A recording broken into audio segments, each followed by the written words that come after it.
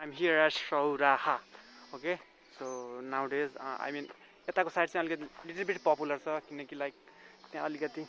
फेसबुकमा चाहिँ राम्रो आउनको लागि स्ट्रक्चरहरू बनाएको छ and I'm here at nature tour guide office है अनि एक्चुअली म चाहिँ उता होटलबाट जान्छु सोचिरहेको थिएँ zip safari canoeing it's like क्यानोइङको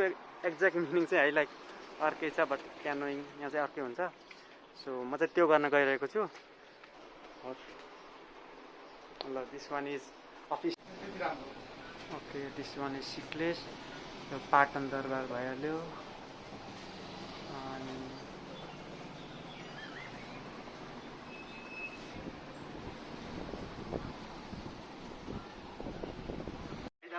okay okay so we are going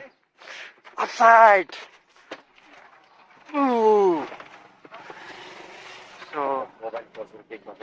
okay, this is my second experience in Gada. Dada, thank you. So okay, so हम जा रहे हैं. It's like जा रहा हूँ मैं. And this one is Sauraha Rapti beach. पानीहरु लिनु भएको छ छ हाम्रो डुङ्गा चाहिँ सुरुमा एउटा टाङ्गाको हुन्छ हजुर 10-15 मिनेट त्यसपछि हाम्रो चाहिँ डुङ्गा चाहिँ 40 देखि 45 मिनेटको डुङ्गा सफारी हुन्छ ओके पछि जंगल वाक अनि साइड हामी चाहिँ साइड टुर गर्दा ठ्याक्कै यही निक्लिन्छौँ ओके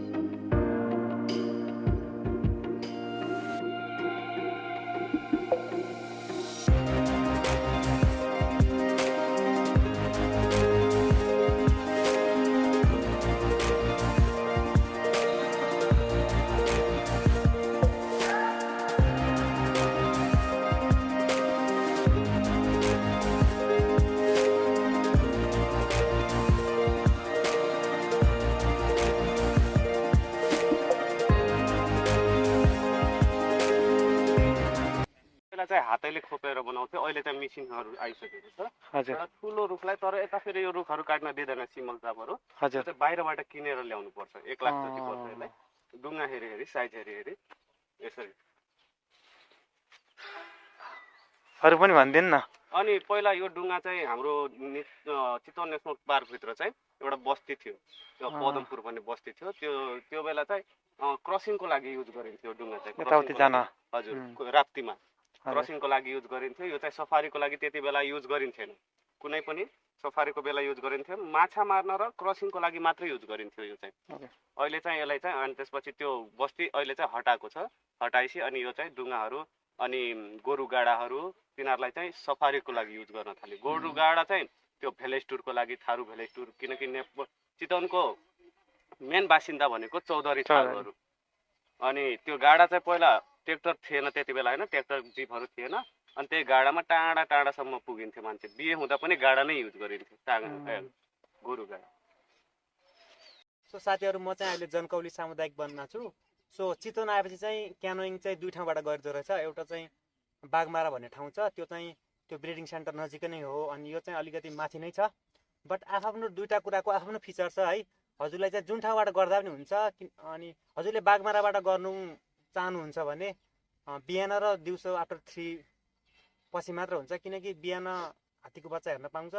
त्यो हामी साँझतिर पनि त्यस्तै हुन्छ किनकि दिउँसो चाहिँ हात्तीहरुलाई उता लग्या हुन्छ जंगलतिर सो जनकौली सरी हो यो ठाउँबाट चाहिँ जति बेला पनि गर्न मिल्छ किनकि यहाँ चाहिँ भित्र अलिकति पुरानो के चीजहरु छ मन्दिरहरु छ भन्ने सुनेको छु रोयल फ्यामिली सो त्यो चाहिँ हामी हेर्ने छौं सो दाइले चाहिँ देखाउनु हुनेछ मलाई एन्ड खुसी लाग्छ चितवन आएर धेरै एक्सप्लोर गर्न चाहिँ पाइएन है सो अलिकति टाइम मिलाएर यताउति चाहिँ गरिरहेको छु। So thank you so much. So हामीसँग सँगै रहनु होला।